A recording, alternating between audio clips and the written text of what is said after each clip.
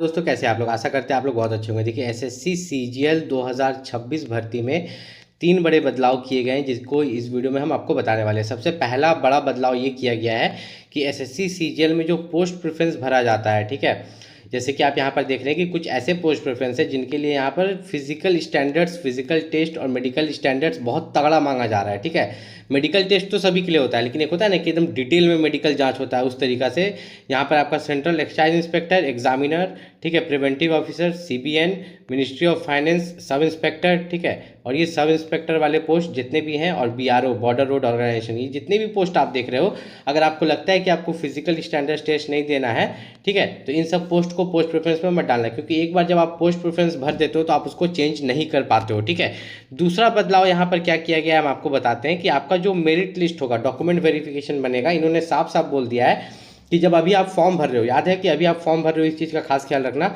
और अगर आप रिजर्व कैटेगरी से बिलोंग करते हो, जैसे कि ओबीसी, एससी, एसटी और ईडब्ल्यूएस, तो आपको साफ साफ ये पता है, 2 पॉइंट इसमें इन्होंने लिखा है इन लोगों को लेके, कि पहला कि आपको सेंट्रल लेवल कास्ट सर्टिफिकेट चाहिए। क्या चाहिए? सेंट्रल लेवल वाला कास्ट सर्टिफिकेट चाहिए। और दूसरा पॉइंट इन्होंने लिखा है कि फॉर्म अप्लाई का लास्ट डेट से पहले चाहिए, और इसका सबूत भी मैं आपको दिखा दूंगा। ठीक है, तो ये दोनों चीज़ होना चाहिए। अगर नहीं होता है तो डॉक्यूमेंट वेरिफिकेशन में ये आपको रिजेक्ट कर देंगे। ठीक है, साफ साफ इस चीज़ का यहाँ पर खास ख्याल रखिएगा। और इसका जो प्रूफ होता है, ये प्रूफ भी मैं आपको दिखाऊंगा, लेकिन तीसरा जो बदलाव है वो बताने के बाद मैं आपको प्रूफ दिखाऊंगा। तीसरा बदलाव सभी बच्चे को पता है जो लोग एसएससी सीजीएल की तैयारी कर रहे हैं, कि सेक्शनल टाइमिंग ला दिया गया है। क्या है कि 15-15 मिनट का यहाँ पर सेक्शनल टाइमिंग ला दिया गया है। और एक बच्चा कमेंट किया था कि कौन सा बड़ा बात है मैथ का 25 क्वेश्चन 15 मिनट में बनाना। तो जो बच्चा 4 साल से तैयारी कर रहा है, 3 साल से तैयारी कर रहा है एसएससी सीजीएल का, उसके लिए बड़ा बात नहीं है। लेकिन जो बच्चा अभी तैयारी शुरू कर रहा है, उसके लिए बड़ा बात है कि मैथ का 25 क्वेश्चन 15 मिनट में उसको बनाना पड़ेगा। पहले क्या होता था कि पूरी जो 60 मिनट मिल जाता था, तो इसमें बच्चा का मन रहता था कि 60 मिनट हम रीजनिंग पर खर्च करें, कि मैथ पर करें, कि जनरल अवेयरनेस पे करें, कि इंग्लिश पे करें, वो उसका मन रहता था। ठीक है, बच्चा क्या किया, जब पहले 60 मिनट मिलता था, फटाक से इंग्लिश बना लिया, अपने जनरल अवेयरनेस बना लिया, अब फिर आपका जो है रीजनिंग, अब फिर मैथ बना लिया, या मैथ या रीजनिंग बना लिया। लेकिन अब ऐसा नहीं होगा। अब रीजनिंग का 25 क्वेश्चन जो खुलेगा, ये 15 मिनट के लिए ही खुलेगा। 15 मिनट के बाद ये बंद हो जाएगा। उसमें कुछ सुधार करने का भी मन करेगा तो आप नहीं कर पाइएगा। फिर जनरल अवेयरनेस का 25 क्वेश्चन 15 मिनट के लिए खुलेगा। इसी 15 मिनट में आपको बनाना भी है और चेक भी करना है कि क्या क्वेश्चन सही है, गलत है। फिर मैथ का 25 क्वेश्चन 15 मिनट के लिए खुलेगा, फिर बंद हो जाएगा, कुछ सुधार नहीं कर सकते हैं। ठीक है, ये चीज़ आपको यहाँ पर ध्यान रखना है। प्री में जो आपका कटअप जाता है, ठीक है, एसएससी सीजीएल प्री में आप अगर तैयारी कर रहे हैं तो जनरल के लिए आप 160 प्लस टारगेट करके चलिए। और अगर आप ओबीसी हैं तो वो भी आस पास रहता है। ठीक है, 155 प्लस। ठीक, और अगर आप एससी, एसटी, ईडब्ल्यूएस कैटेगरी से हैं तो 145 प्लस आपको जो है टीयर 1 में टारगेट करके चलना है। उसके बाद यहाँ पर टीयर 1 में नेगेटिव मार्किंग इन्होंने बोला है 0.50 का। और टीयर 2 आपको पता ही है कि टीयर 2 में आपका पहले मैथ रीजनिंग होता है सेक्शन 1 में, इसमें भी सेक्शनल टाइमिंग डाला गया है। और फिर आपका जो है इंग्लिश और जनरल अवेयरनेस रहता है।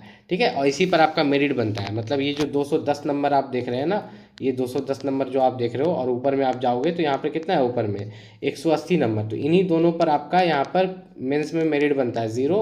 ठीक है, 390 नंबर में से जो कट ऑफ है आसपास 312 के आसपास जाता है। ठीक है, 312 के आसपास, और हर पोस्ट के लिए अलग अलग जाता है। ठीक है, मेंस में हर पोस्ट के लिए अलग अलग जाता है। और मैंने जो आपको ओबीसी, एससी, एसटी के बारे में बताया था कि मैं आपको इस चीज़ से रिलेटेड जो है सबूत भी दिखाऊंगा, और आपको क्या करना है, कैसा कास्ट सर्टिफिकेट होना चाहिए, ठीक है, वो भी हम आपको इस वीडियो में यहाँ पर बताने वाले हैं। तो वीडियो को यहाँ पर ध्यान से देखिएगा।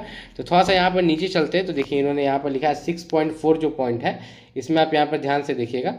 इन्होंने यहाँ पे क्या लिखा है, the crucial date for the claim of SC, ST, OBC certificate जो है, फॉर्म अप्लाई का लास्ट डेट है। तो ये चीज़ तो आपको सबसे यहाँ पर पहले क्लियर हो गया। Will be the closing date of the receipt of online application, ये चीज़ क्लियर हो गया आपको।